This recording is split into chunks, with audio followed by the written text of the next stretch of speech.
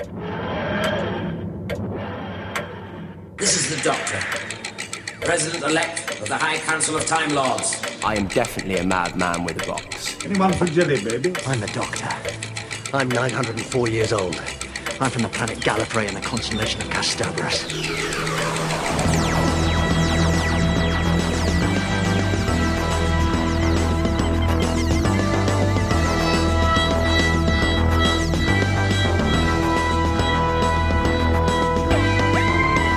Hey Who fans, and welcome to the Big Blue Box podcast. My name's Gary.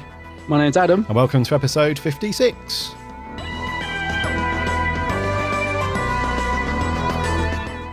We're getting closer, dude. It's so close, isn't it? Yeah. It's I tell you what, mate, just being in the middle of the whole Who fandom thing while this is going on is so good. Yeah. Looking at everybody's tweets and everything like that at Facebook, people are just so... I would probably say that because Capaldi's already had a series done and dusted now, I think people are really looking forward to where he takes the character now. Yes, yeah. So there seems to be just so much excitement and buzz for it. I can't wait, man. It's going to be good. I am loving it, I tell you. I'm just, like you said, it's everywhere at the minute. There's such a buzz for the new series. Yeah, really exciting. And it's, like you said, it's so close, depending on when you're listening to this podcast. I mean, it's this weekend or tonight or last night, whenever. But it's here, finally here. And it has come around fairly quick, don't you think? I mean, it seemed like months and months and months when it was sort of announced, Series 9. We were thinking, I've got all this time to wait. And it's here. Yeah, I mean, it does feel like it's been a long time coming. And now it's finally here. It's like, whoa, let's do it. Yeah. But yeah, I think even though that we've had a preview of it, it's not spoiling my anticipation for, joining in when everyone else is going to be watching it as well. Yeah, same. So I can't wait for that. It's going to be awesome. Yeah, I agree with you. Yeah, it has made it difficult to talk to people because I'm so excited by it. But yeah, I know what you mean. I am looking forward. I'm really, really looking forward to Saturday night, actually, when the episode has finished, when those credits have rolled. And I just can't wait to sort of jump online and chat to people about it. That's what I'm so excited for that moment. Can't tell you. Yeah, me too. Can't wait to chat to people about it. So yeah, if you're listening to this podcast on the launch day, which will be Friday the 18th of September, you only have a day to wait. Yeah. Which is very cool. If you're listening to this afterwards, then jump on Twitter and Facebook and let us know what you thought. Yeah, I was going to say, we'll put a picture up, won't we? And I just can't wait to hear people's reaction to this. I mean, we've sort of tried not to speak to each other about it because we want to save it for our review, don't we? We want to, save it. But it is, there's going to be a lot to discuss. I just can't wait to hear people's feedback on it. Yeah, me too. It's one of those times where I put this on Twitter last night, actually, that I kind of had that in the... when there's a new series of Who coming, you've got that week, the run up to the first episode. I put on Twitter last night that I've got that kind of midweek and then in quotes, new Doctor Who very soon feeling. And had a few people jump on. They were like, yeah, I know exactly what you mean. It's really cool. Yeah. So it's definitely a good time to be a Who fan. And I know there's a bit of trepidation about it because for a couple of years now, at least, we've had this whole thing about should Moffat still be writing and should he still be showrunner and all this stuff.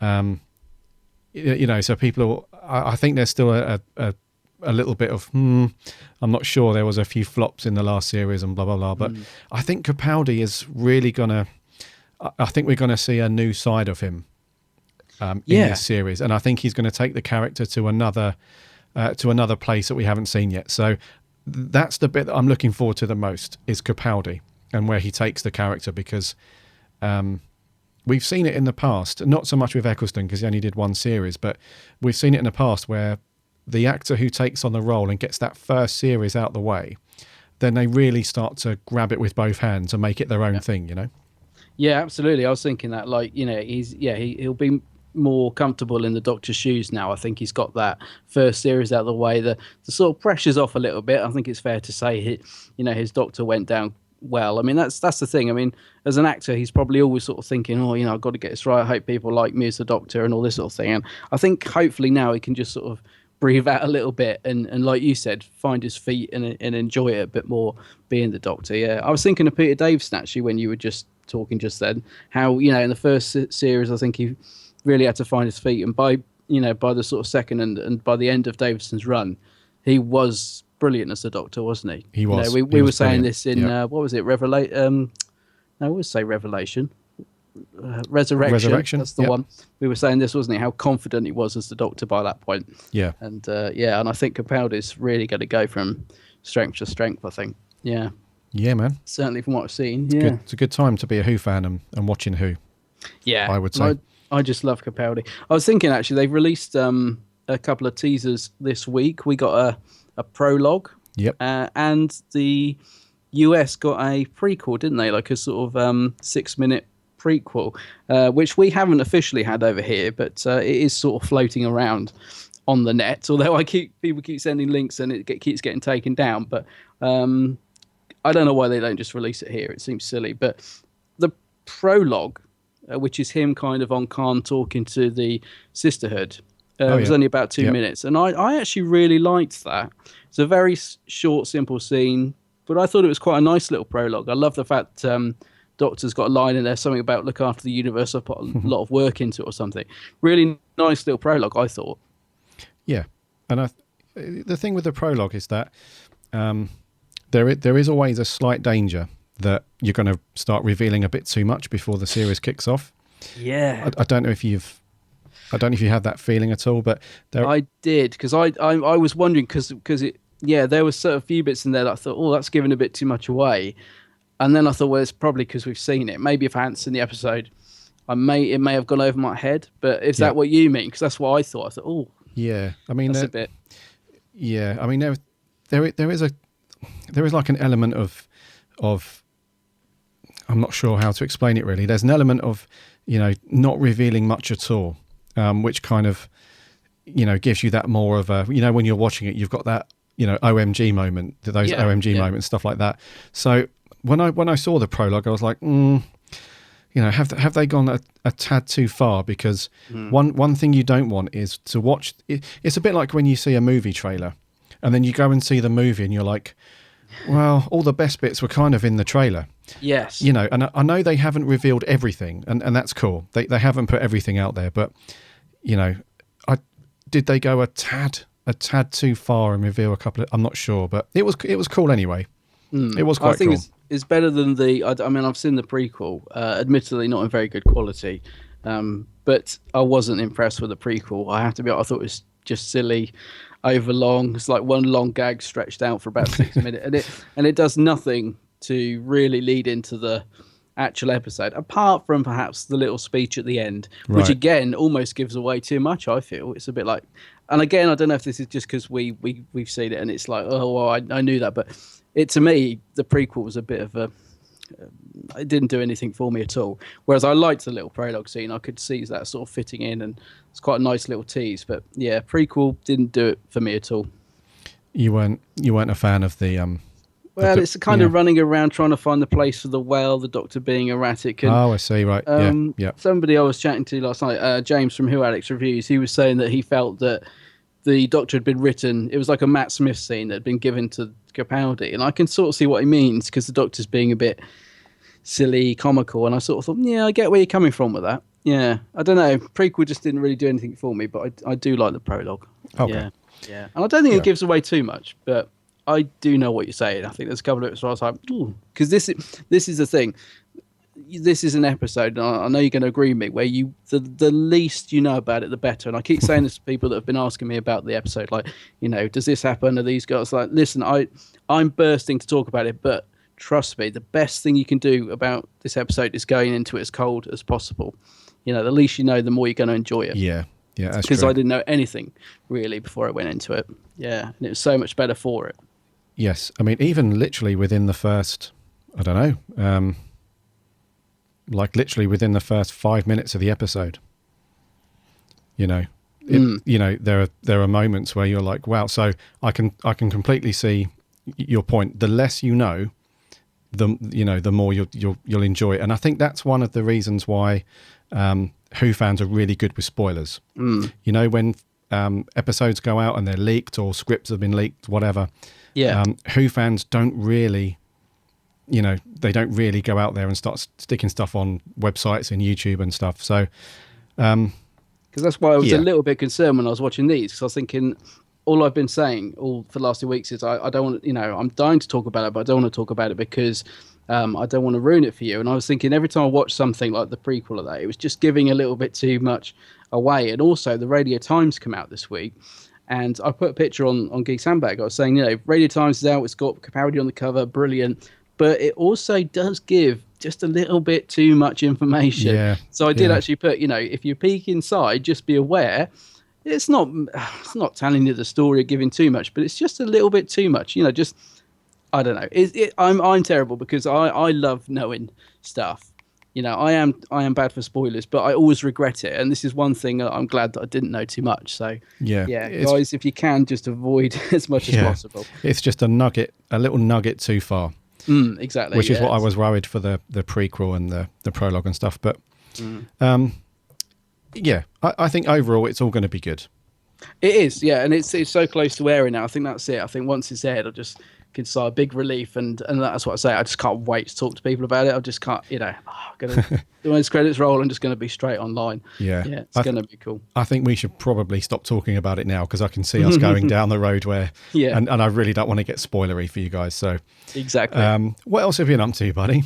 Well, I'll tell you what I have been up to. I listened to the last two stories in the Last Adventure box set, the Conan Baker's regeneration story from Big Finish. Oh, cool. Yeah. And just brilliant, because I enjoyed the first one. Well, I didn't think it was amazing, but I enjoyed it. Second part I really enjoyed. Third part with Jago and Lightfoot is brilliant. I loved it. And the fourth part, Colin's final regeneration, I was so excited to listen to that. And it didn't disappoint. It's a wonderful send-off for the Sixth Doctor, and I just can't recommend it enough. It's nice. It does get sentimental at the end, but it's not too much, and Colin delivers it in his typical sort of gruff Sixth Doctor style.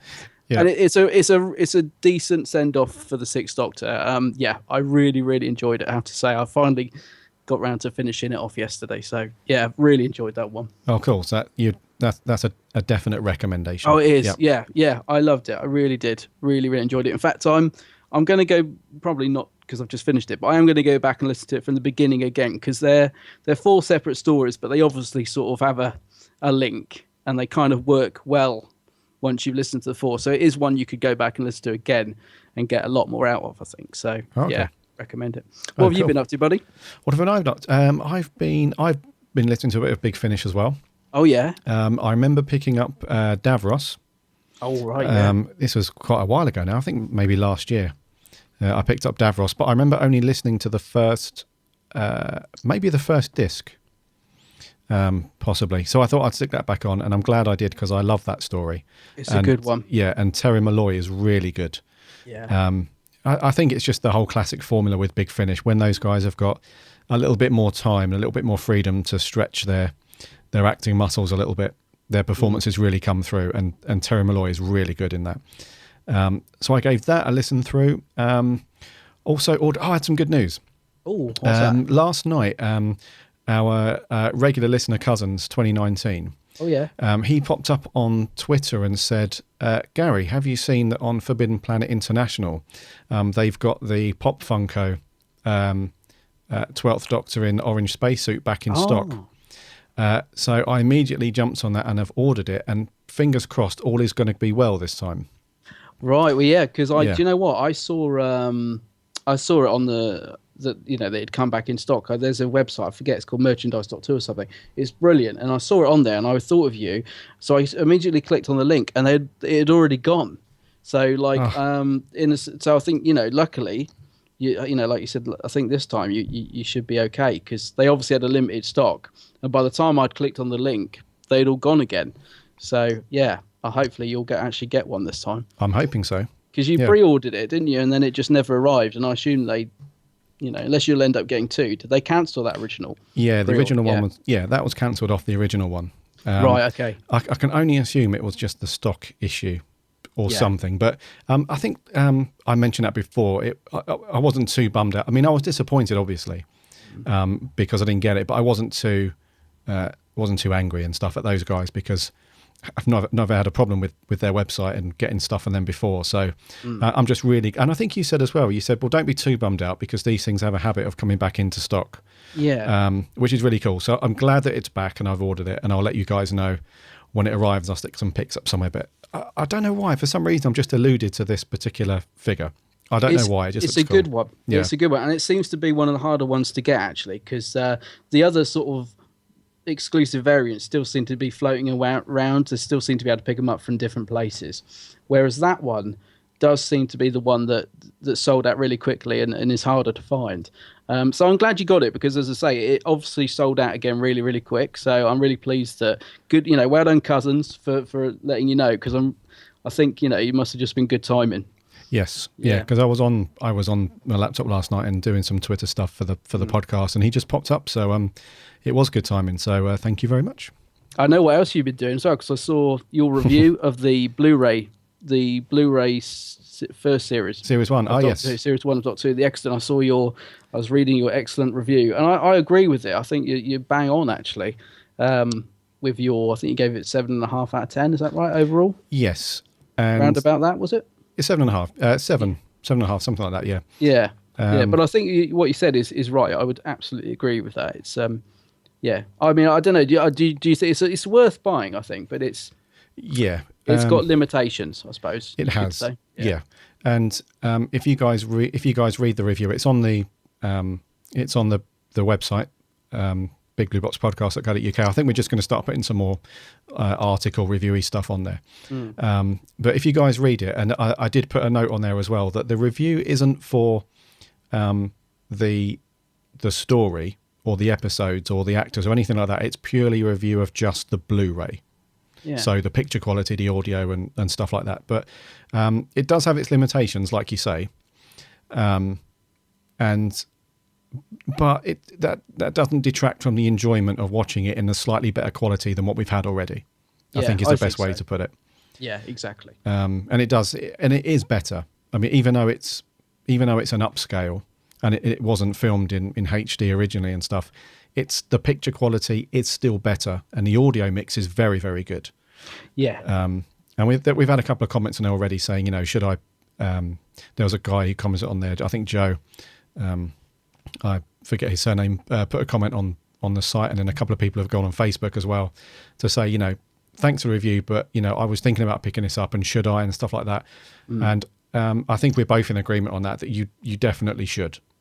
Because it is a step up in quality in both picture and audio. But I think you're right. The audio is the thing to beat. Yeah, the audio is definitely better. I mean, one of the limitations you point out in your review is that the music sometimes drowns out the dialogue, which unfortunately is it was like that originally on transmission. So I think even though the audio is better, it does still occasionally suffer from that, but that's just how it is. Do you know what I mean? Yeah. But it's definitely a better audio mix on it. Yeah, and I think the pictures. Yeah, I mean, your DVD will be upscaled by your Blu-ray anyway, but I just love having everything on the same format. I said to Tom Dix was asking whether he should get it, one of our listeners, and I just said to him, I don't know, I always hated having like 1 to 4 on DVD and then the rest on Blu-ray. So it's just one of those things that it shouldn't bug me, but it does. So I love having them all just on Blu-ray. Yeah, so I think it's a worthy addition. Yeah, and the cover's quite cool as well. It is, yeah. Don't get me wrong. I still love my original DVD box set, because that's the one that comes in like the see-through slipcase and the TARDIS, and it opens up and stuff. Oh, so yeah. From a physical a physical medium kind of point of view, I do like that whole box set thing. But it is cool. Go and get it. It is cool. It is cool. Yeah, so good. So we've done we've managed to fit in quite a lot of Who this week between the two of us, haven't we? Yeah. Well, it's definitely the week for Who. It's definitely the week for Who. Yeah. Yeah. Talking of which, shall we get into the news? Shall we land it? Let's land it. Okie dokie.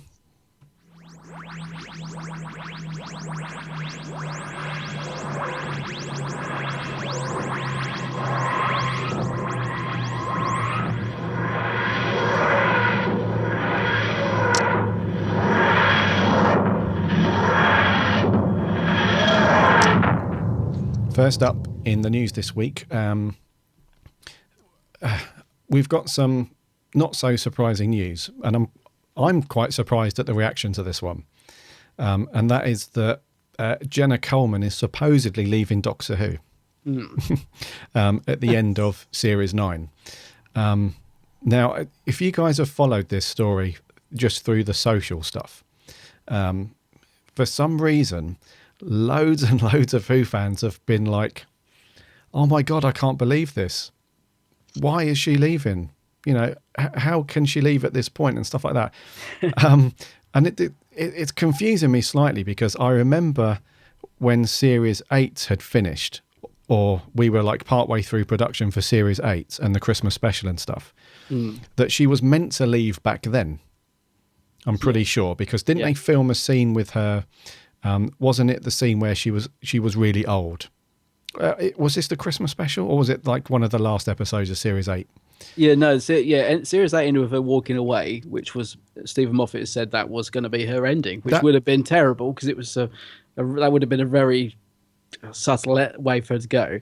Then she decided she wanted to come back, so he rewrote the ending to Last Christmas, which is the one you're referring to, where she was old, and that was going to be her last scene. And Jenna Coleman again changed her mind. This is Stephen Moffat's words, not mine. She changed her mind again, so he then changed the ending. And wrote her into Series 9. But yeah, if rumours are to be believed, she's finally on her way. She's doing the off. I mean, I'm not surprised at all at this news because we were expecting her to leave anyway. Because I mean, it would be a bit weird to, like you say, through season 8, used to be like, right, this is, you know, we're going to write your final scenes. And you're like, no, I don't want to go. A bit of a Tennant moment. Yeah, I was thinking that. And then. Right, okay, you don't want to go, fine. You can go in the Christmas special. And then the Christmas special, I don't want to go yet. Okay, fine. You can stay on for another series. And then, if I remember correctly, before Series 9 started, there was also some stories and rumours. I'm not sure if this came from Moffat or somebody else within the BBC, but there were some other rumours and stuff that she was only going to star part way through. That's right. If I remember. So then that was like another one, right? She's finally going to go at some point throughout Series 9. But now, reading through this, she's probably going to be all the way through Series 9 and possibly the Christmas special, where that might be her departure. I'm guessing it's going to be Christmas that she's going to go. See, I don't think it is. I think she's going to leave at the end of the series because Alex Kingston's in the Christmas special, and sort of continuity wise, I don't think they're supposed to meet, are they? Oh, so I have a feeling. Yeah, I have a feeling she's going to leave at the end of the series. But the other thing is, I think that the whole thing about her leaving mid-series was mainly based on the fact that the BBC tweeted a picture of the casting names, and it, like on the desk. Yes. And it didn't include Jenna Coleman, so they're like, oh, she's left. But I think maybe there'll be a Jenna Light episode, which isn't unusual. They do that, don't they? A Dr. Light, a Companion Light. I think there'll be one episode or whatever where she's not in it so much. And my gut feeling is she'll leave at the end of the series, and then we'll get a Christmas special with thing. But you could be right. I mean, it would be, don't know. I suppose Christmas would be a good time for her to leave. Sort of brings it full circle. I don't know. Yeah, possibly. I mean, she could go at the end of the series. That it's. I do think the time's right. I have to say, I do think. Yes. Yep. Yeah. I think if she stayed any longer, I do think she'd be outstaying her welcome slightly. She has grown on me. I mean, I'm not always the biggest fan of Clara, but she definitely has grown on me, especially being with Capaldi. But yeah, I think it's time she bowed out. Somebody last night I was chatting to, one of our listeners, Yanto Williams, made a very good point. He was saying maybe she's just taken that job because there isn't going to be a full series next year. So maybe she hasn't left, because if you think about it, there's all these rumours, isn't there, about that there's not going to be a full series, there'll only be a few specials, there might not even be a series 10, blah, blah. Rumours. But maybe she's just taking another job because next year's not, she hasn't got a full diary, which kind of would work as well. So maybe she hasn't left. Yeah. Because the Howard's directing a film as well. He's got projects going on next year, so it kind of makes sense. Yeah, I mean the job that you're referring to is she's taken on the role of Queen Victoria in a new drama that's going to be out next year. She'll have to put on some weight, won't she? well, I think it's Queen Victoria from like her teenage years. Oh, right, fine. And then her journey as she gets to the throne, sort of thing. But yes, in the later part of that drama, she will have to either get some latex suits, to, some absorbable off kind of thing going on, or she's going to have to put some weight on. But so that's the job that she's taken that role as Queen Victoria. But you could be right, because we have heard rumours before about their Doctor Who was going to go on a break, and they were going to sort out a movie and all that kind of stuff. Right. Yeah. So that could tie in. But personally, I think the time is about right for her to go anyway. I think so, and I think a lot of Who fans would agree with that as well. Yeah. I think you're right. I think we'll see, but that's my gut feeling as well. Yeah, I think we're about to see her go. Yeah. And I just wonder how, because I think when, like you were saying, fans were saying, oh, good, she should have left at the end of Series 8, and they were getting annoyed. I think it was just because she had a few leaving scenes. I think that was what sort of got people a bit annoyed. Like you were saying about the reaction that now everyone's surprised and stuff. Yeah. So I think she needs to go out well. It's a bit like the end of the party. And you just want to clear up and go to bed, and there's one person that wants to watch a movie. It's like 3 a.m. and you want to get to bed and tidy up, and they're like, let's put a movie on, and you're like, oh, really? Okay. So possibly the end for Clara. I mean, let's be clear, this hasn't been 100% confirmed. No, even though the BBC this is the other thing I find bizarre, actually, just very briefly. The BBC have included this on their news segment. So it's been on the BBC News. It's been on BBC Three, their little 1 minute news catcher. But they've been reporting on a rumour, which is very unusual. It's like, I don't know. I think it's just strange that they're saying Jenna Coleman has apparently quit Doctor Who. It's like they're reporting on a rumour, which I don't think they often do, rather than coming out and saying it's been confirmed, Jenna Coleman has left. Yeah. So until we hear 100% confirmed from somebody at the BBC or Stephen Moffat or Jenna Coleman herself that she has actually left, then we'll take it as read. But at the moment, even though it's kind of 99%, a thing, it isn't a thing. just quite yet, if you know what I mean. Maybe the Moff will blurt it out. I do love it when the Moff just goes off and blurts stuff out. Yeah, so we'll see. Yeah. Cool. Right. Well, in other news, Series 9 news, we've had the titles confirmed and revealed for all 12 episodes of Series 9. And I actually think they make for quite interesting reading, actually. Because I think they're quite intriguing titles when you look down the list. Because obviously all the stories are two-parters. Yeah. And they kind of, each title kind of works with the other title, doesn't it? In terms of, for example, episode 7 is called The Zygon Invasion. Episode 8, The Zygon Inversion. Yeah. I like this. I like the fact that seems to be some sort of theme here. So we've got The Magician's Apprentice, which is familiar, the first two-parter. I still don't quite get those titles. I mean, I like them, but I don't get them, having seen it. But I don't know, maybe, do you? I'm not sure. I really like the titles. I think they sound good. But I'm, Well, we'll talk about that more, obviously, next week. But so then we've got Under the Lake Before the Flood. That sounds interesting. That's the Toby Whitehouse episode, isn't it? Yeah. The Girl Who Died, The Woman Who Lived. I mean, that's really, I love that. So that's quite an intriguing two-part, isn't it? I think that might be is that the Maisie Williams? I think it is. Stories, yeah. Yeah, I think it is. Then the Zygon Invasion, the Zygon Inversion. Then we've got Sleep No More and Face the Raven. I really like that, Face the Raven. Yeah. That makes me think of the Black Guardian for some reason. I think I'm just thinking of that thing that's stuck on his head, that dead bird that's stuck on his head. But yeah, Face the Raven. Wouldn't it be awesome if he come back? Mind you, you'd have to have Darl Valentine for that wonderful voice, but sadly that wouldn't happen. And then finally we've got Heaven Sent and Hell Bent. Again, two great titles, I think. Even though people were saying, oh, Heaven again, Heaven and Hell. I can see... But I still think they're good titles. They are really good titles. And what do you think about the whole two-parter thing then throughout Series 9? Do you think this is a good thing to do? Yes, I do. Yep. I thought it would have been better if it was a little bit mixed. So we got a couple of two-parters and maybe the odd standalone. But the more I've thought about it, and especially after getting these titles, I do think it's a good thing, actually. Yeah. Yeah. What about you? Yeah, I love the fact that they're all two-parters. Yeah. It kind of it's kind of got a classic Who feel to it, if that makes sense. Yes, definitely. Yeah. Because all of the everything from I don't know, McCoy previous, I guess. If you were watching them at home at the time, they were always, at least 2, usually 4-parters on average. So it does, for watching at home, it does have that cool kind of, larger story feel to it.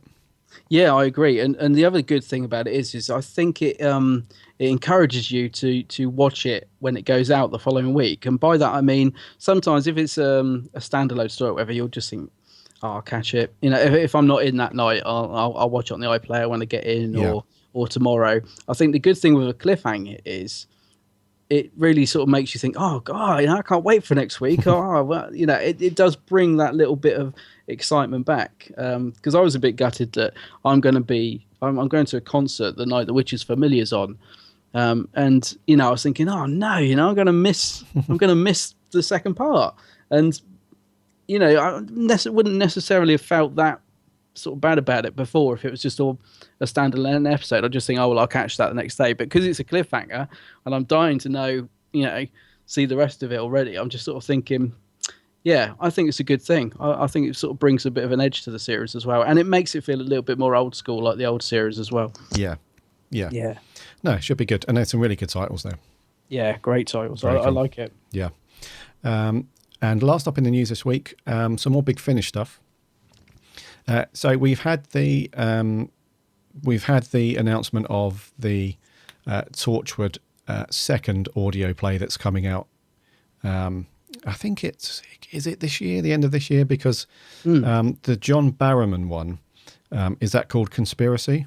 That's the one. Yeah. That is out this year. And then we told you guys last week, a week before, that there was another Torchwood production coming, and that was going to feature Eve Miles and Kai. That's right. Yeah. So that one, I'm pretty sure that's coming out. When is that? No, March. No, this year. It is this year. Yeah, I think they have changed the. Yeah, I think they've brought them slightly forward. I believe. Yeah. And then on top of that, we're now going to get a series 2 of Torchwood, which is out early next year, which is really cool because there was always kind of a feeling of like, are people still wanting, do people still want Torchwood? Mm. Is it popular enough that people would still want more stories out of those guys? And it clearly is. So that's really cool. And then based on the image that Big Finish have produced, this could be the next audio play could be all 3 of those guys together. Which would be brilliant. Which would be amazing. So, from what I gather, the production's been really cool as well.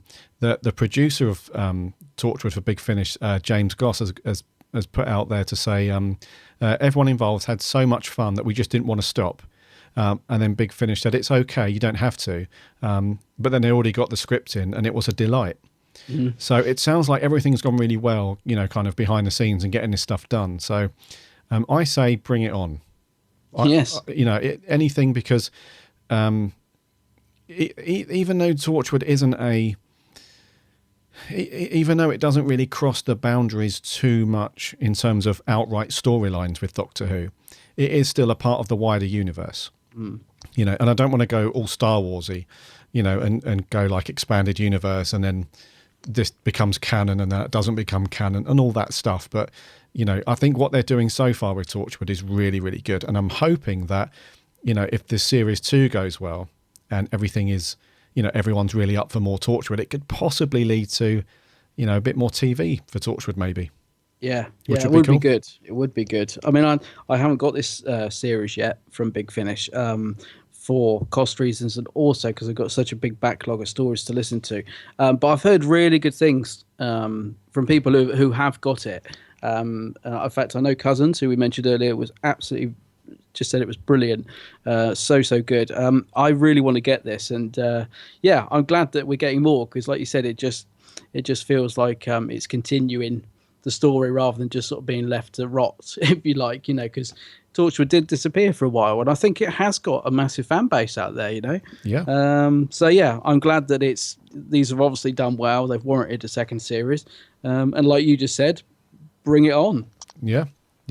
And Nick Briggs has said that he couldn't imagine that the response to the Torchwood series would be positive. And he says he's really pleased that they've been proved wrong on that. So it just goes to show, I really like that about Big Finish as well. They're willing to take a punt on stuff, so that's really cool.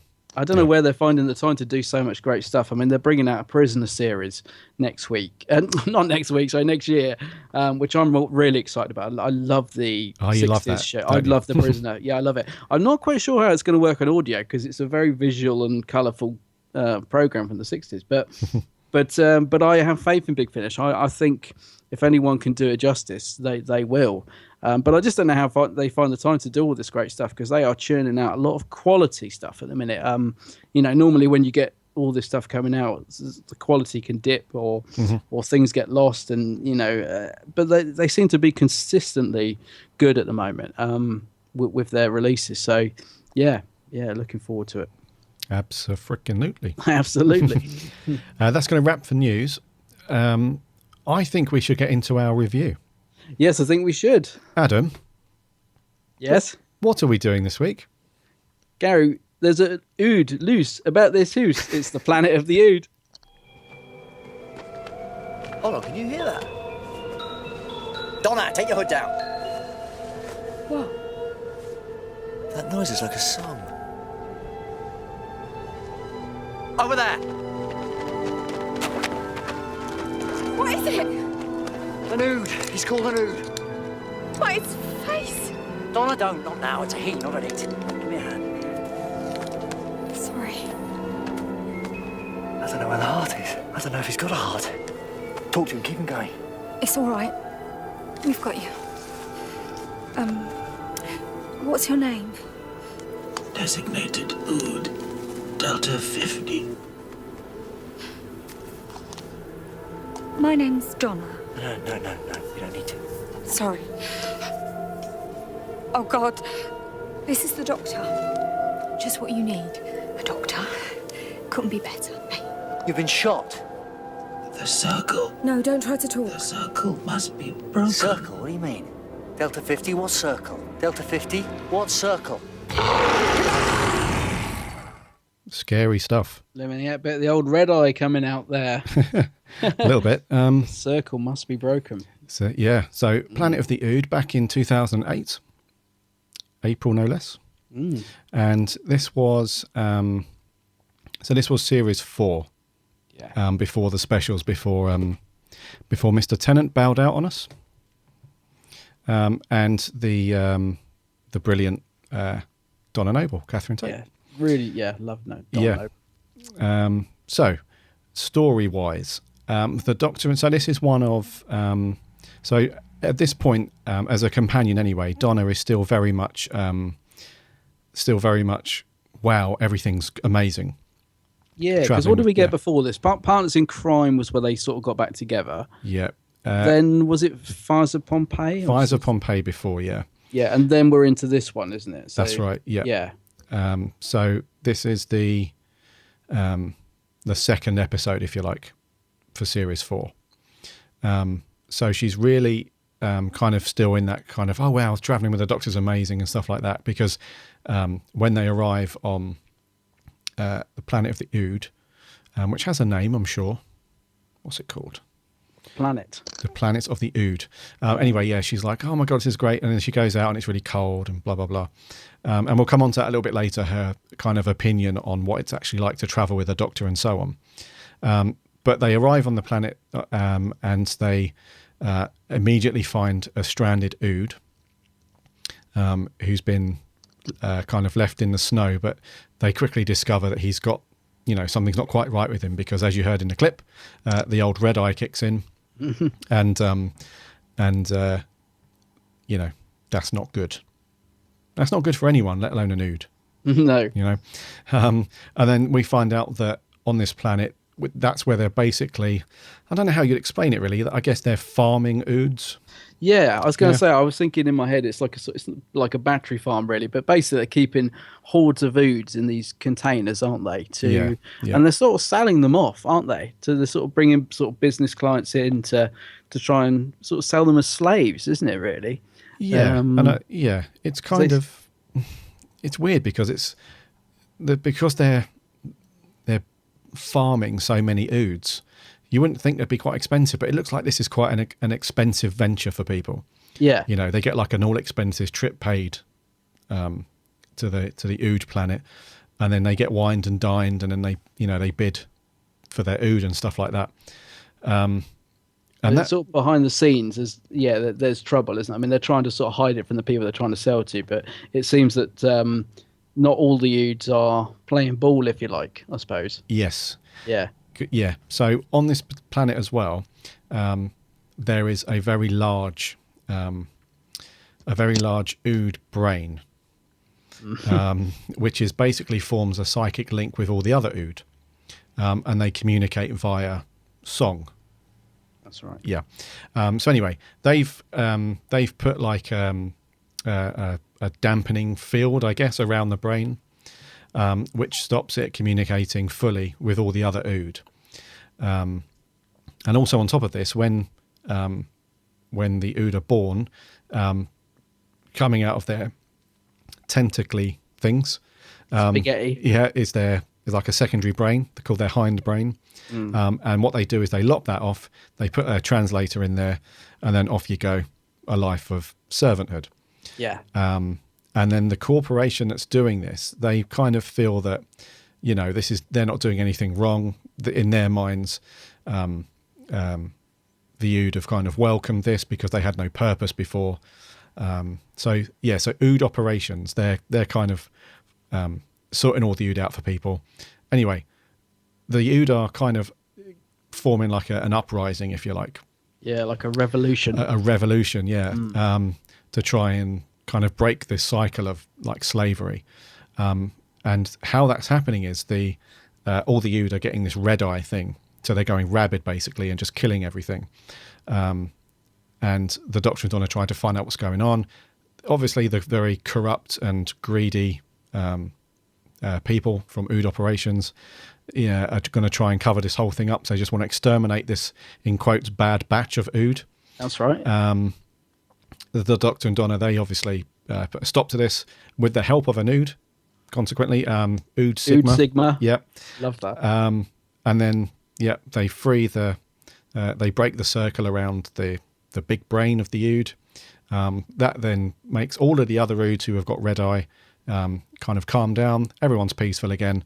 And then the ood operations company gets, well, I'm assuming anyway, unless they come back in some shape or form, gets dissolved because the CEO comes to a very unpleasant and quite visually disturbing end. It is, yeah. We'll come on to that in a minute, but yes, quite grim. Yeah, so it's one. Yeah, so that's essentially the story, isn't it? And yeah. So, what did you think, buddy? Mainly, I think when we announced we did this last week, I think both of us said that we couldn't really remember a lot about it, and we're looking forward to watching it. Yeah. I have to say, watching this again yesterday, I find this a really quite interesting story. Okay. What I love about it is that because the last time we saw the ood was in Satan Pit and whatever the first episode's called or whatever, but and I think they're a brilliant creation. I think they're one of the best sort of. They're not really a villain, are they? That's what I love about them. Are they good? Are they bad? You're never quite sure of an ood. Yeah, they're not. They're not monster. Well, they're not like your typical Doctor Who monster, are they? No. There's that's what I like about them. They're quite a rounded sort of creation. I think they're they can look sweet one minute and then they can just turn out, like you said, rabid and horrific the next. And I really like the ood, and I love the fact that this gives you a bit of a backstory. So they've got like this what Donna calls personal ball attached to them, which we don't really think anything of in the first time we meet them in the Satan Pit. We just assume it's part of them. And then in this story, we actually find out that they have a brain.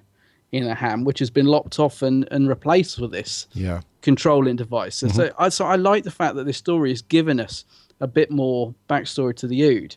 And again, I think it makes you care about this race as well, because I just think they're a really, really good creation, the Ood. I don't know actually who came up with them. But anyway, yeah, I think they're a brilliant, the way they're designed and the way that they're sort of more or less mute, aren't they? They sort of communicate with this sort of eyes. I just think they're great. And this one was written by Keith Temple, and as far as I'm aware, it's the only Doctor Who that he did. I believe so. Yep. Yeah, he was sort of known for writing Press Gang or something, but I think he's done a fairly decent job in terms of actually giving us a bit more information about the Ood and using it in a good way, because not only do we find out all this stuff about them, but we find out that it's actually, it's been done to them. Do you know what I mean? There's stuff. There's a reason why they've got this sort of purse or ball and stuff. So yeah, I like the actual story. Yeah, I think production wise, I think there's a few flaws. I don't think it's perfect, but I do like the overall story of it. Yeah. And I did enjoy watching it again yesterday, I have to say. Okay. What about you? Yeah, I very similar to you, really. I really enjoyed the story and the concept of the story. Yeah. And it was one of those episodes where I've really found it was really confirmed to me how good Catherine Tate would be as a companion. I think that she, we'll come on to a bit more about her in a little while, but it was one of those episodes where I really thought, like, you're up to, not just accepting what the Doctor says. Yeah. You've got your own strong opinion on stuff, and you've also got, she had a good mix of a sensitive side and a strong side, which I think brought out a lot in the episode, because the key thing here is that the Ood are essentially slaves. Yes. And they, up until this point, they haven't really had the power, or they haven't really had, enough of a kick up the backside, really, to try and break this cycle of slavery. And it's really Donna's understanding of that really makes you think, like, because up to this point, we don't really know too much about Ood, like you say. It's not until this episode we find out that they're born with this hindbrain and stuff like that. And, as far as we know, that's just what Oods are. Yeah. They're just servants, and that's it, because we haven't been exposed to anything else. So it's one of those episodes where it's got a kind of nice message to it, the whole thing about slavery and stuff like that, and a revolution and breaking free. It's all very cool stuff, and I think the link between how we feel about it and how the Ood feel about it is through Donna, because for some reason I found that the Doctor's character was a little bit, although he was very much kind of empathetic towards the situation and stuff, I found that the way that his character was written within this episode was still a little bit kind of, that's the way it is. Yeah, that's it. Yeah, a bit matter of fact. Yeah, so I like the fact that Donna's very much, no, this isn't right. This isn't the case. And then, like, some other stuff, like you say, I thought the story was quite good. There were some characters and some acting in here that I wasn't too kind of thrilled with. It didn't really blow me away in some aspects, but overall, I quite liked the story. It was just some other bits and pieces, really, that let it down for me. Yeah. I agree with you. I think the thing with Donna is, I think why I think she works well as a companion is she's very much got that human side that we can relate to. So a lot of the stuff she comes out with and says is the sort of thing I think you think, yeah, I would feel like that. Like when she's listening to the song, the Doctor puts the song in her head so she can hear them singing their sort of, is it the song of captivity or something like that? Something like that. Yeah. And she, I think you can sort of empathize with Donna, and I think that's why she works so well as a companion, actually.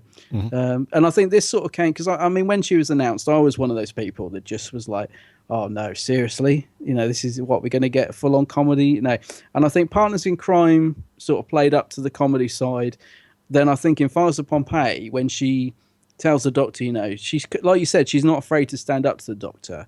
And I think that's when people, well, me certainly, start to think, well, actually, she's quite good, because she sort of wanted, him to save that family. Yeah. And that follows through, I think, in this story, that she's saying to the Doctor, like you said, he's a little bit like, well, yeah, this is going on and, it's not right, but blah. Whereas she's like, no, this is awful. Like, she's like, so I think that's why Donna works really well as a companion. And I think Catherine Tate is really good at doing the humour and the serious as well. I mean, yes. I think sometimes she's, perhaps slips into her sort of, I don't know. I think she just is what she is. I mean, like I said, sometimes I think, I can't remember the characters she used to do in her show, but there are times when I can see her sort of slipping into that very slightly. Okay. I know what you mean. Yeah, but it doesn't, I can't think of it. Who's the school kid she used to do, the grumpy? She sometimes goes a little bit into that. Oh, right. Yeah, am I bothered? Yeah. Am I bothered? Yeah. But overall, I just think she is good at the serious stuff. Like, she genuinely, you feel that she cares about this race, and she's not going to stand for it. And she's strong, isn't she? Do you know what I mean? She's like, I'm not having this. Yeah. And that's why I really like her. And I think she really helps to make this episode work because of that.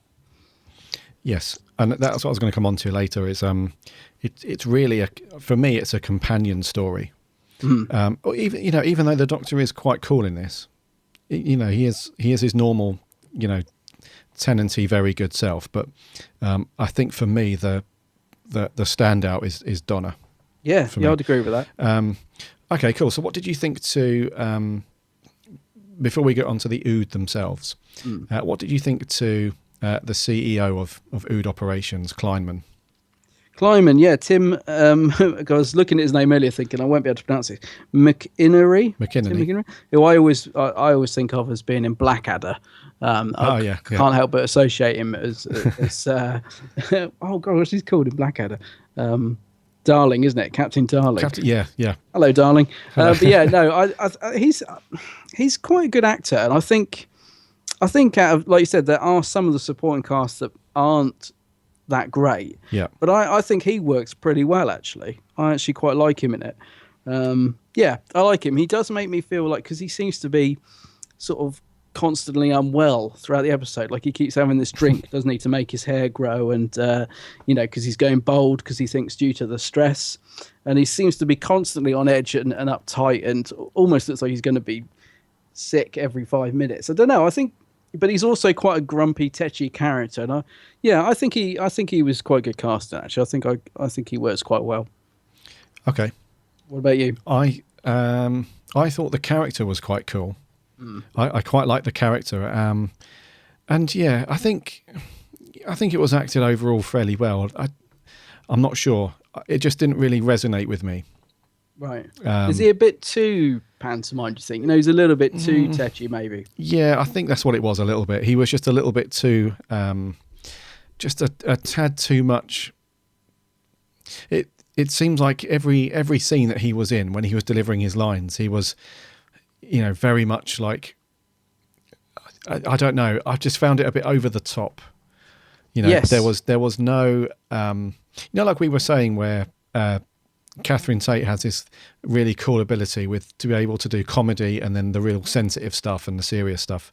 Yeah. I didn't see that was like the total opposite for this character for me. Yeah, I think he's not very fleshed out, is he? He's one-dimensional villain. He's evil, grumpy, doesn't care if people die. You're going to die, I'm going to do it. Yeah, I get that. I see what you mean. Yeah, and I think that was that's probably a big part of it. It's probably the script. Yeah. The writing for him was very much, he was like the evil corporate company greedy guy. So there is an aspect of that's like the stereotypical bad guy. A bit cliche. Yes. I agree with that. Yeah, but I feel that there could have been a couple of scenes where he didn't have to play it quite as, and the only actually. Let me just backtrack a little bit. There was one scene where I thought that he did bring it down a bit and have a more sensitive side. And that was when, like during the middle of the revolt, where all the Ood are going absolutely bonkers. He at that point, he doesn't know that Ood Sigma has been giving him something else other than hair loss treatment. Yeah. You know, and he says, like, you know, Ood Sigma, you're, you know, loyal to the end. And then he's actually has this bit of compassion. He's like, you know, go and be with your people.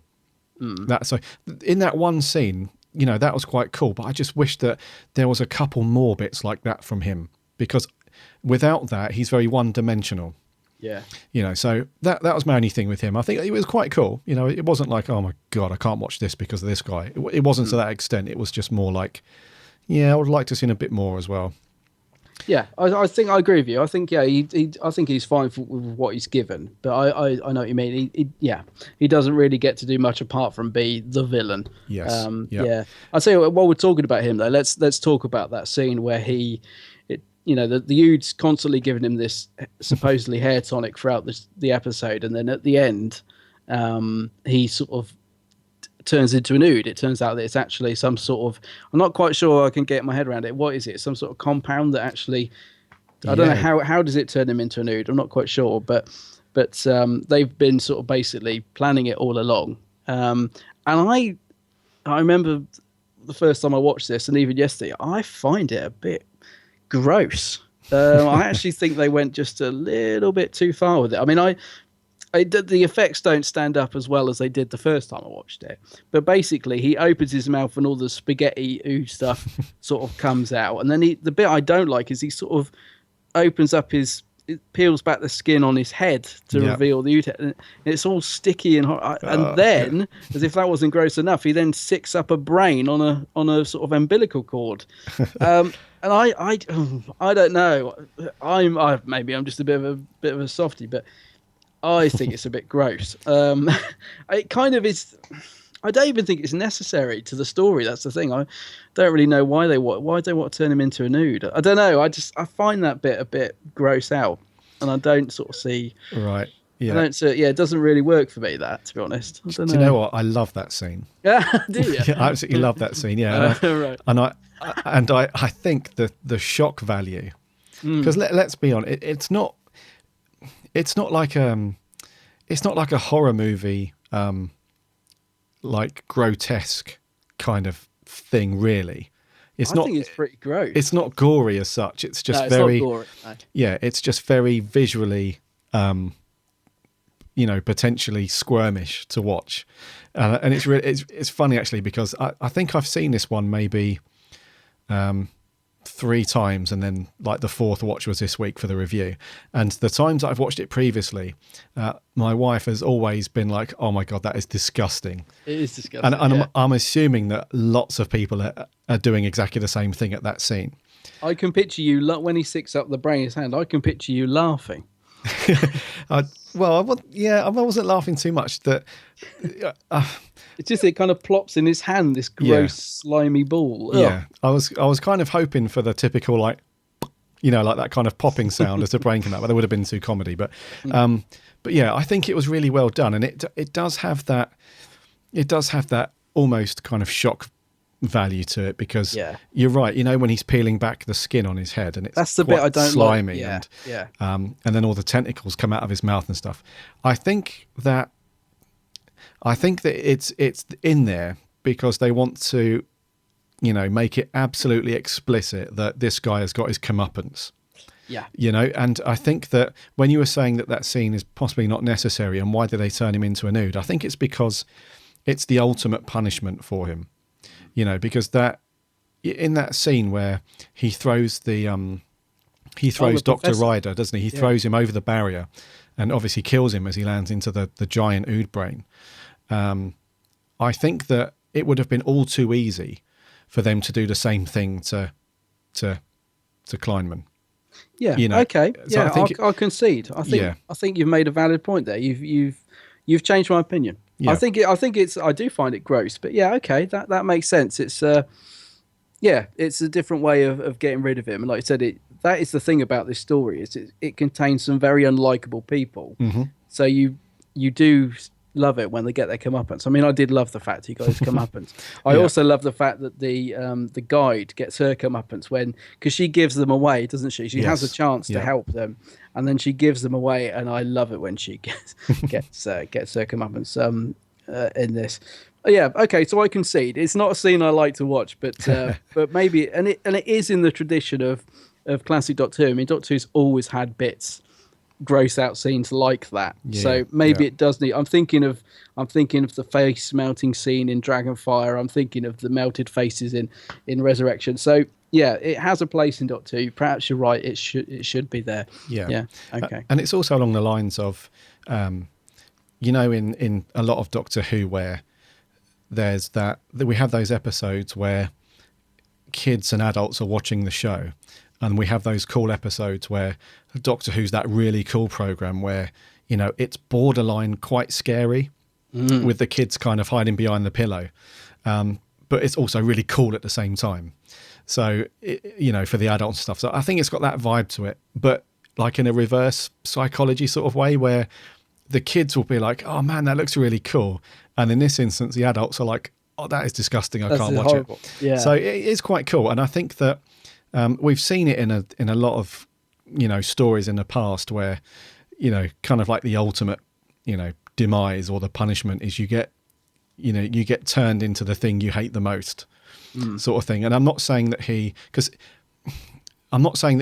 hates, individual Ood personally, but I think just as a collective, I think he sees them literally as just bugs under your shoe kind of thing. Yeah. So yeah, I enjoy that scene for that reason the most. Everyone's rooting for him to get his comeuppance towards the end, and that's like the ultimate, payback from the Ood. So Yeah, I like it. It's cool.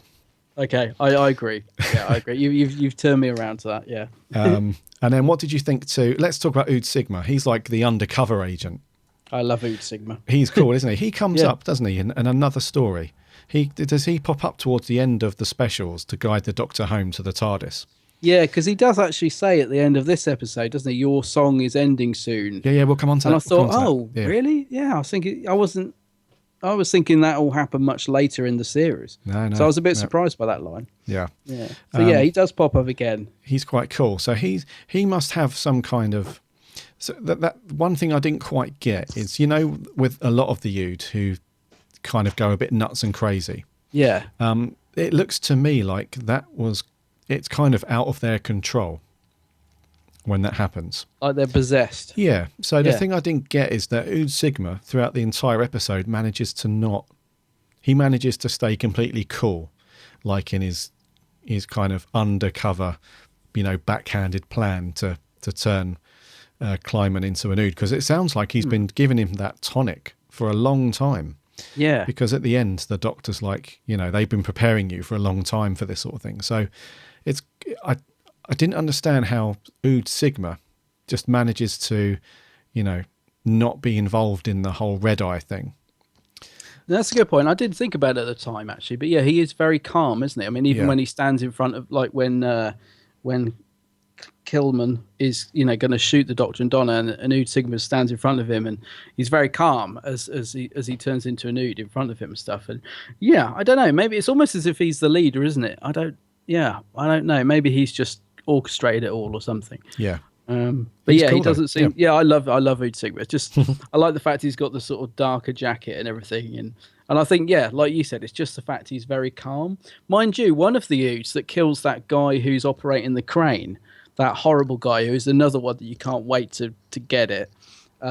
He gets gassed, doesn't he? He tries to gas the Ood, but then the Ood turn it around and he ends up getting gassed. Oh, yes. The guy, yeah. Yep. I mean, he's quite calm, isn't he? That Ood just kind of walks away very slowly, and Yep. so yeah, maybe it affects different Oods in different ways. Maybe some are more angry. Maybe some have got issues. Yeah, that he hasn't exactly. got. Yeah, maybe some have just got to vent a bit more than others. Yeah. Because I do like the scene actually where you remember me saying I would always think of this being a two-parter, and I don't know why. Because I always in my head this is a two-parter. I think I know what it is now, having rewatched it, because I like the scene where the Doctor and Donna are handcuffed to the wall, and the Oods coming towards them, and they're like, "Dr. Donna, friends, Dr. Donna, friends." Oh, yeah.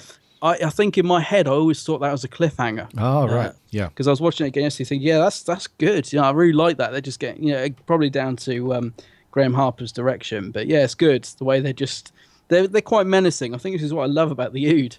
You sort of, even when they're even when you know they're the goodie and they're having a revolution, they're still like scary and menacing because they're about to kill the Dr. Donner. So they're a really, you're just never quite sure with an Ood. I mean, I don't know if I'd have one as a slave, because I'd always be on edge. Yeah, you'd need to know where you stand with an Ood.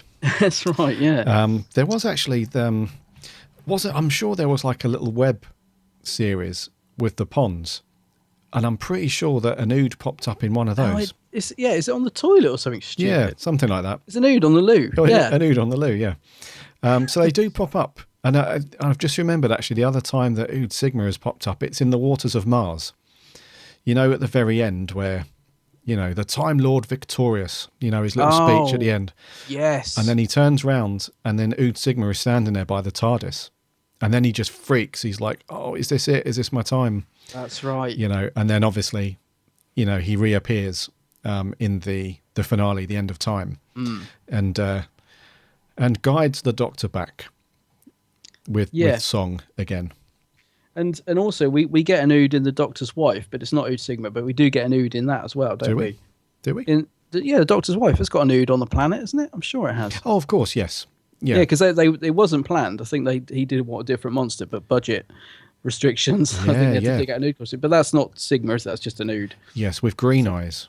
With green eyes, yes. Instead of okay. Actually, you've just picked up on something. The song, the Ood song, because I think this is quite an integral thing of the episode as well. And another idea that I really like is that the Doctor can hear this song of captivity. And it's a really haunting, strange bit of music, and it works really well, I think, because it's sort of I don't know, it tells you everything you need to know without actually explaining it on screen. It's just a sort of horrible it's not horrible, but it's a very haunting piece of music, and it's just the fact that they're in this cage with this weird, it's almost like a whale song sort of thing, isn't it? It's like very unusual. And I like that. And I do like the bit where the Doctor says to her, "Do you want to hear it?" And she's like, "Go on then." And it's a really nice scene and quite an unusual idea. The fact that he hears it all the time, but she doesn't. I like that. Yeah. It's almost like it sort of reminds me of, sometimes if something's at a certain pitch, young people can hear it and older people can't because it's at a pitch. And it's a really strange thing to think. You think, well, how can they hear something I can't? And I just like that. I think it's a nice idea. It is, yeah, and that's one of the key moments I think in the episode where the Doctor is, he's almost trying to protect Donna in a way, but that's what I was saying earlier. She's strong enough to take that stuff, even though she's very upset by it, and she doesn't like it, and she asks the Doctor, to press the mute button. She very much kind of just goes into it without any. Doesn't she say she wants to leave at that point? She does, yeah, because that's when she says, because based on the fires of Pompeii as well, where she basically saw, other than the family that she saved, she basically saw everybody get, killed when Pompeii erupts. So I think at that point she's thinking, hold on a minute, traveling with the Doctor is meant to be this wonderful experience, but so far all she's seen is like unhappiness and death and all that stuff. And I think, that's the point where she's like, she just wants to go home. She's like, I don't want to be part of this sort of thing. Yeah, because again, that surprised me so early on. I was thinking, well, because I'm not sure where she changes her mind, because the next story is the Sontaran one, isn't it? The Sontaran strategy, which I don't remember a lot about. But I can't remember what she's like in that one. I think whether this is a sort of underrunning theme of it's not quite the sort of joyride she's expecting, and there's a lot of death involved, and something Tegan knows all about, stop being fun and all this sort of thing. So, I like that. Again, it does bring you in towards the Donna character, I think. Yeah, I mean, I think in the next one, she's a bit more, she's a bit more like, this is...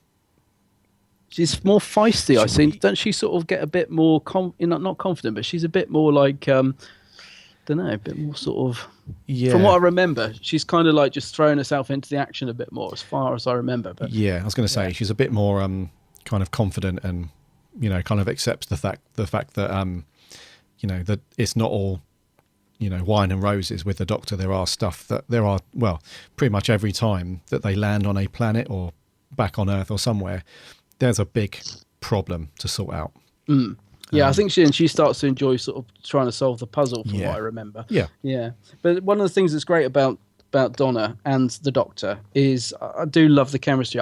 You always get the feeling that they're having fun. David Tennant and Catherine Tate. Don't know. There's a good chemistry between the two of them, I feel.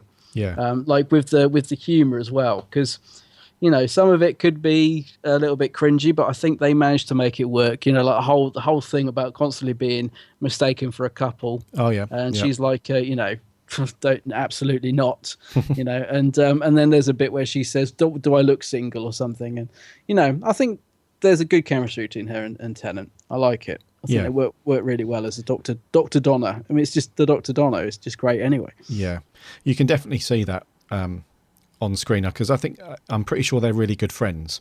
In real life, and they've worked together quite a lot. But have you ever seen that Nevermind the Buzzcocks episode where Tennant's hosting and she's on it? Yeah. I mean, they just you can just tell from that they just have had a ball. I think they obviously get on very well. Yeah, and they've done some other stuff as well. I think they were in a West End show together. Much Ado About Nothing. Yeah, they were. Yes, or was it that, or something like that? So you can tell that they're really good together. Off camera and on camera as well, and I think that really shows, especially in those scenes where they get mistaken for man and wife and stuff. You can tell that that chemistry is there, so that's really cool. And I mean, overall, I really like Donna as a companion. I think she's really good, and I think that she's. It sounds kind of weird, but I think that David Tennant is the only Doctor that her character would have worked with. Yeah. So, say for example, if Donna was to come back now with Capaldi, I don't know if that would work as well. I'm not sure. I just think that there's just with they've got a good dynamic. Yeah, with certain programs, there are times when the casting is just like genius, and and you just know that that kind of stuff wouldn't have worked with other actors and stuff. I just have that feeling with David Tennant and Catherine Tate. I just get the feeling that she wouldn't have worked with other actors who have played the Doctor. Yeah, I think you're right. I think they've got a good dynamic. They do bounce well off each other. I think you could be right, actually. Yeah.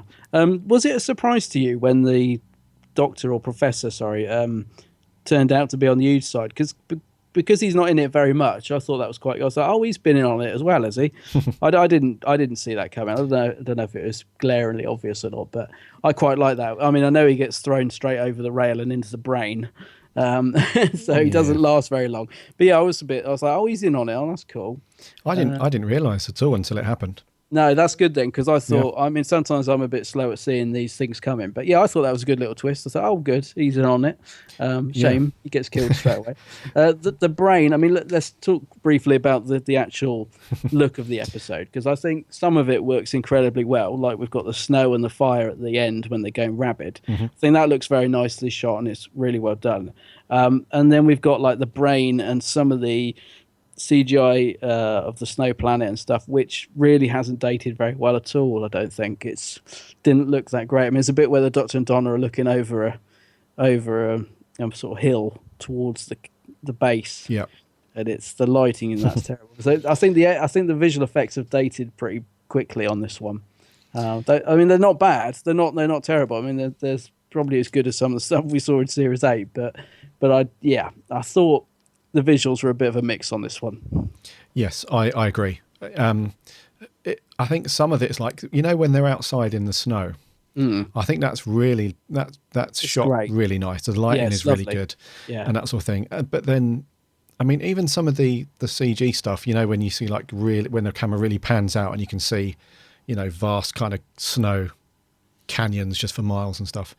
I think that looks a bit, I don't know, it's almost like the effect, they couldn't really get it spot on, so they've kind of fudged it out a little bit. It doesn't look sharp and crisp like the rest of the episode. Yeah, it looks a bit too much paint box or something. Yeah. What about the claw, the giant claw thing? Because that, I mean, I'm never a big fan of that scene, but the actual claw effect isn't too bad. But I've just always find that a bit strange, that bit. Yeah. It's almost like they needed to sort of put an action sequence in to keep the episode pace going. That's what always strikes me, because there's sort of no need for it. Why does he suddenly want to kill? He doesn't even know who the Doctor is. Yeah. And I get the fact that he's just a bit of an idiot, this guy, but That's Commander Kess, right? Yeah.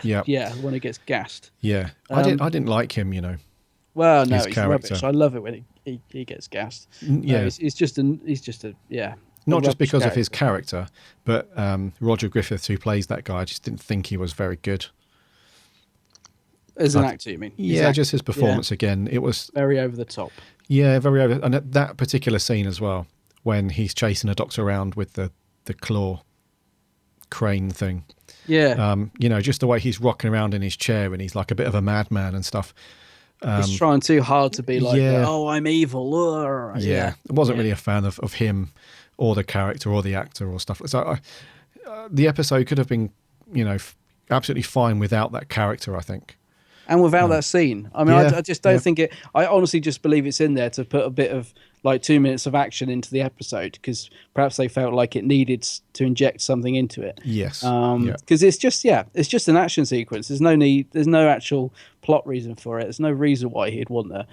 Well, I don't know if he's necessarily trying to kill the Doctor, but is he trying to catch him in that thing? That's what I mean. It just is a bit of a silly scene.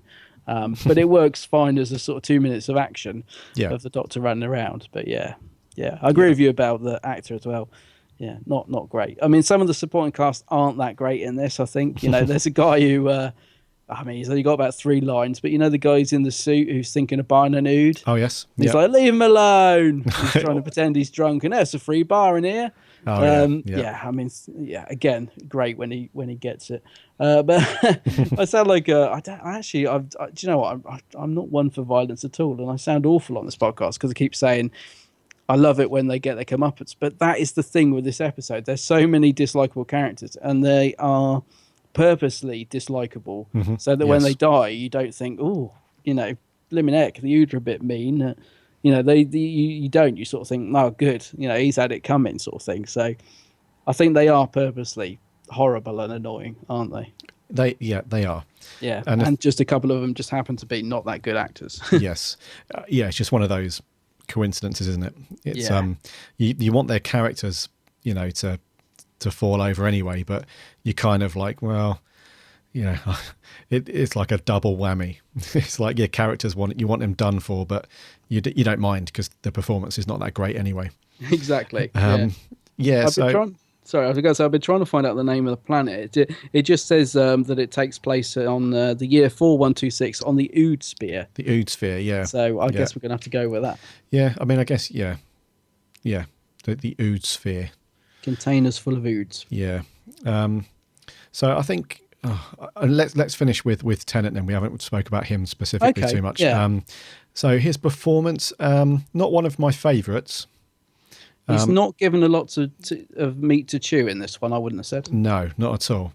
And I think it's strange because I really like Series 4. I think it's got some great stories, and I really like the dynamic with the Doctor and Donna. I think it's really, really cool. But there are a couple of episodes that just don't hit the mark for some reason. This is one of them. The following story, the Centauran stratagem as well, I didn't really think that was okay, but interestingly enough, the stories in this series, so this is one of them, the Centauran stratagem is one of them. In those particular stories, I often find that it's Donna that steals the show. Like some of the other stories are really, really good with Tennant, like The Doctor's Daughter, I think, is really, really good. Silence in the Libraries are really good. Oh, yes. And the whole kind of Forest of the Dead, that two-parter, all that stuff, I think is really, really good. And I think Tennant as the Doctor just is absolutely amazing in stuff like that. And things like Midnight as well. His performance in Midnight is just brilliant. Some of the other episodes, though, which I feel aren't as strong, it's funny because, I mean, things like Turn Left as well, which is a Donna episode for sure. I find that it's a companion story more than a Doctor, which is weird because you would still think that his performance would be good but just the writing or the episode would be focused more on the companion. But things like this, where it's not really a Doctor Light episode at all, I just didn't find him that great in it. But I found Donna really, really good. Yeah. So I don't know if I'm explaining that correctly, but no, I totally get where you're coming from. Yeah. I do think it's a lot of it's down to, like you said, the script, and he doesn't really get an awful lot to do. I mean, there's the only bit where he really sort of gets to sort of be the sort of tenancy Doctor is when he's in the cage and he says, what are you going to do, put me in a cage? Well, guess what, I'm already in one, or something like that. And that's that's him letting off a bit of fire, and we're seeing a bit of the that we're seeing a bit of the 10th Doctor on fire there. But that's really the only bit. The rest of the time he's kind of just running around, not really sort of doing a lot. There's a couple of nice little quips between him and Catherine, but it's very much, I think, not a Donna story, but it's very much sort of you said it, she steals the show, I think, in this one. Yeah. He gives out an oh yes. Yes. Towards the end.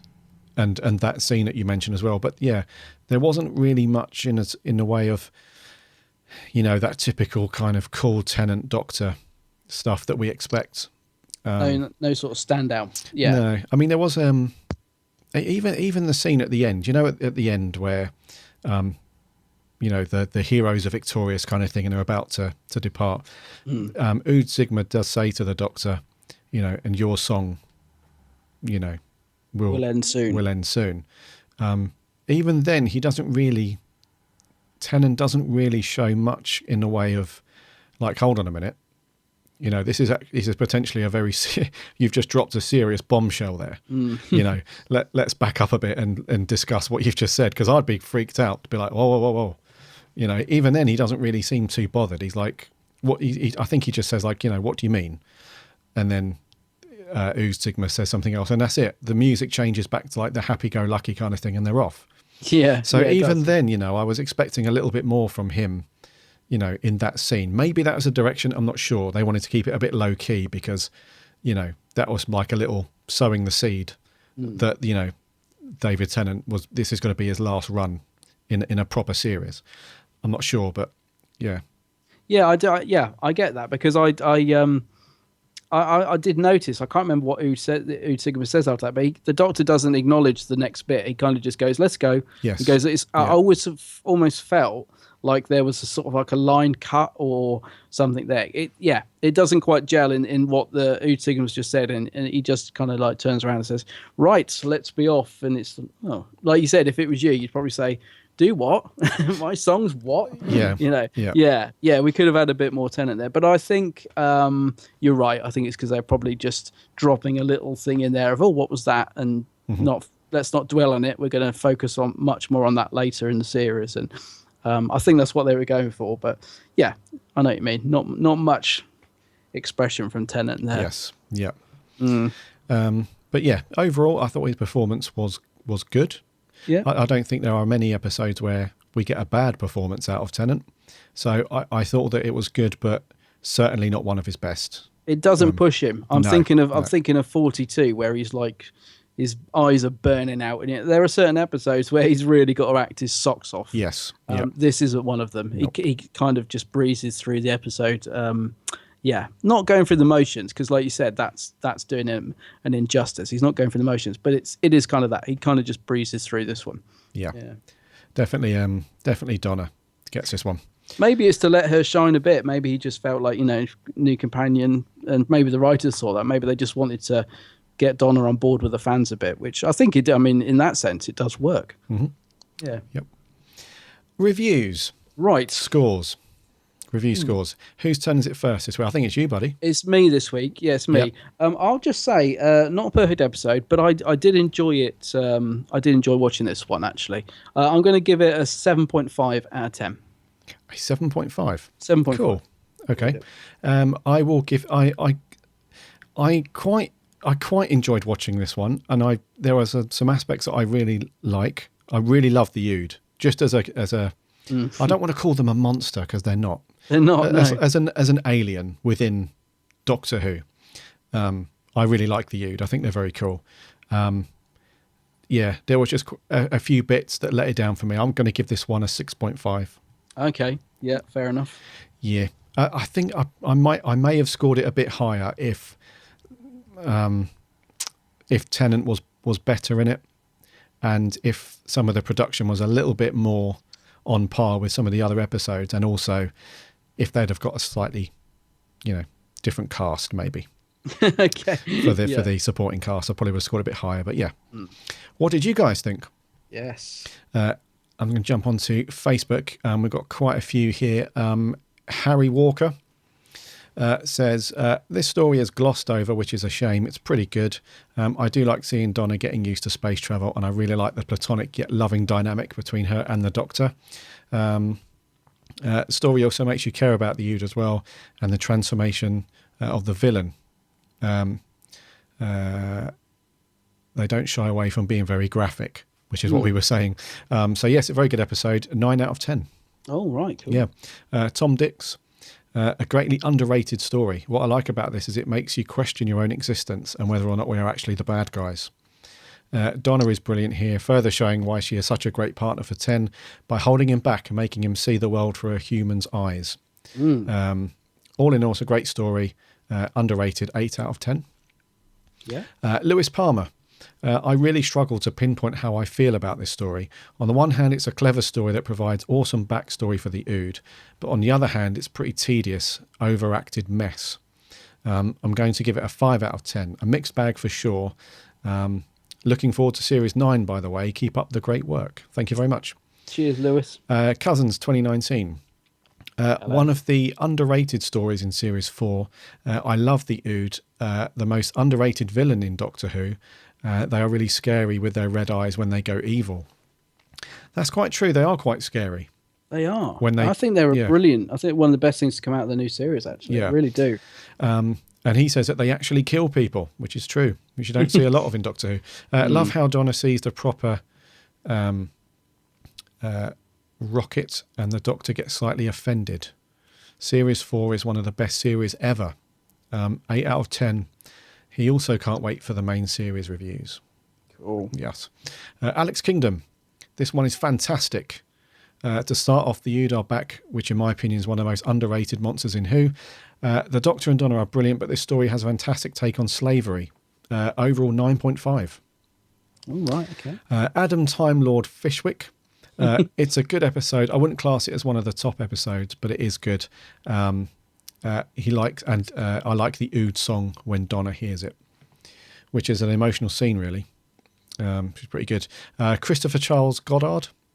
Very short. I find it a bit Ood. Which is quite cool. George Coppen. A year before this episode aired, I had the idea of a giant brain being in Doctor Who, and then this popped up. Anyway, it's a nice little episode with funny and serious bits in it. 6 out of 10. And lastly, Roxanne Samersky. What an emotional episode. This is a beautiful and heartbreaking story that brought me to tears. Well acted and a unique location. Superb acting by 10 and Donna, and she gives it an 8 out of 10. Cool. Yeah, the brain's not as good as Time of the Ranic brain, but anyway. Right, I had a couple on Geek Sandbag. Stuart Stockwin, he says, an average story in the best series ever. Yeah, a lot of people like Series 4. It's nice to have an enjoyable episode at the start of the series so the rest can have lots of action. The Ood aren't my favourite villains, but even though it's what they live for, I feel sorry for the Ood being treated like slaves. Catherine continues to prove that she can act as well as do comedy in this episode. He would give it a 6 out of 10. Okay. Yeah. Finn Walsh, he says, it's a good story. Don't love it. Don't love Series 4 at all. Really, Finn? Series 4 is quite strong, I think. So he's going to give it a 6.5 out of 10. Yanto Williams says, tragic news about the Ood. There's been a terrible flood. They tried to escape into the flood, but it didn't do any good. And now they're all dead. Very good. And he says, if you can read that as I was intending it to be, then you're the best person on the planet. I bet I didn't. But anyway, amazing episode. Love the scene where the Doctor and Donna look at the Ood in the cage. Very emotional. Kieran Knight, he says, it's fairly average. The Doctor and Donna are the best part and very entertaining together. I also love the Ood, but the acting from the guide woman at the company is a bit OTT, especially when she died. I was just laughing at that point. Once you know the twist about what the Ood were doing to that guy, it's very predictable on multiple viewings. As you can tell by my vagueness, it's a bit of a forgettable when compared to other Series 4 episodes. He's giving it a 5 out of 10. Okay. And finally, Thomas Andrew Evans says, massively underrated story in my opinion. I love 10 and Donna, but then who doesn't love Donna? The transformation near the end where the guy turns into a nude is really freaky and reminds me of the guy from The Empty Child when he transforms into the gas mask zombie. Yeah. Overall, pretty good episode and very enjoyable. He's given it a 7.5 out of 10. Okay. Yeah. We had a review, so we had a comment on Twitter as well. Right. From a Mr. George Garrity. And he just puts, no. Just no. I love the Ood in the Satan's Pit, Impossible Planet, but this ruined their mythology. 3 out of 10. Yeah. Oh, okay. Not impressed. Each to their own. Yeah. Okay. Thank you, George. So I think a bit of a mixed bag, I guess, overall. Yeah. It's an episode that throws up some good ideas and it does make you think a little bit. But yeah, it is a mixed bag. I think it could have been better. Yeah. There's a lot. There's some good stuff in there, isn't there? Perhaps not maybe utilised as well as it could. Yes, I would. Yeah, I'd probably agree with that. But do you know what I like about the Ood? Even though they've popped up a few times, I don't think they've been overused. I don't know about you. I think they've, I like it when an Ood pops up, but like a lot of things in the new series, they just kind of get trooped out all the time. Yes. And yeah, I still like the Ood. I think they're cool. I think we will see them again for sure. Oh yes. I'm sure. Oh yes. Yeah, if one pops up behind Capaldi, at the end of Series 9 saying, you're coming with me, then we know we're in trouble. Cool, man. So, Planet of the Ood. Thank you very much for giving us your thoughts and opinions on that. So, what was it? 7.5 from you, 6.5 from me. Yeah. Yeah. And I think we will wrap there, dude. Okay.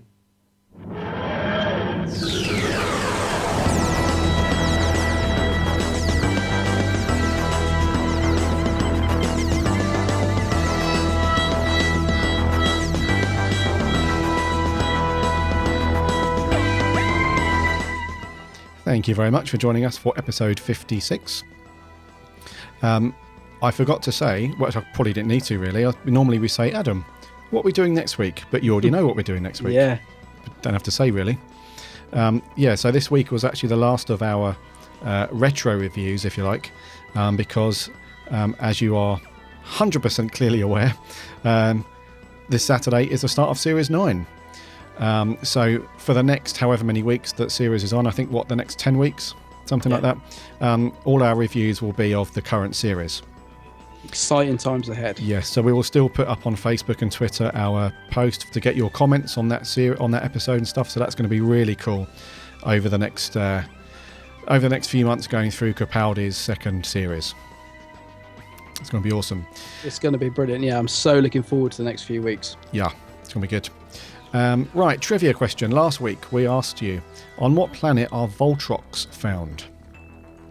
And we had a person get this right. It was Kate Johnson on Facebook. Kate. Thank you very much. The answer, of course, is the planet Necros. Of course. Sure. Of course. Who wouldn't know that? Question for this week. After the episode or the story The Daleks, which is the next story to see the Doctor visiting Skaro?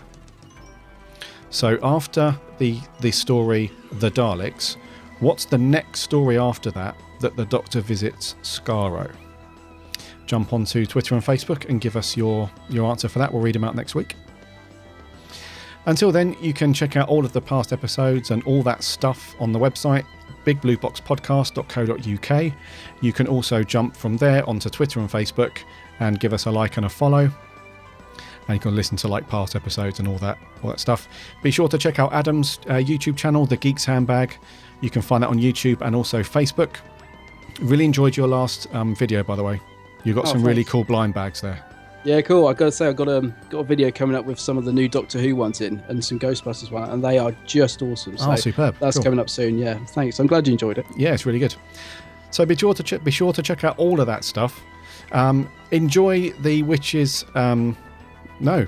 Magician's Apprentice. The Magician's Witch. The Magician's, yeah. Enjoy episode 1 tomorrow night of the new series. Really looking forward to talking to you guys and getting your thoughts and all that. We will see you next week. My name's Gary. My name's Adam. And remember, Allons-y!